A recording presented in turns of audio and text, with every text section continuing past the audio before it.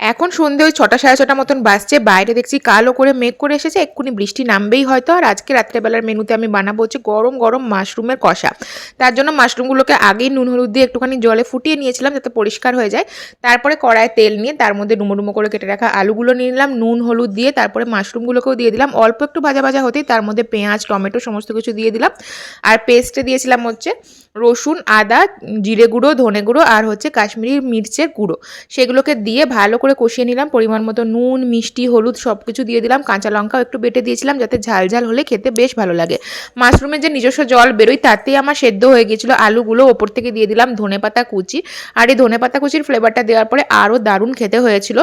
মাশরুমের এই কষাটা বাড়িতে বানিয়ে খেতে বেশ ভালো লাগে, একদম রেস্টুরেন্টের মতন হয়। রাত্রেবেলায় ছিল গরম গরম ভাত আলু দিয়ে মাশরুমের কষা, তার সাথে বেশি করে পেঁয়াজ দিয়ে বানিয়েছিলাম ডিমের অমলেট, আর এই গরম গরম ফ্রেশ চিপস ভাজাগুলোও ছিল সাথে।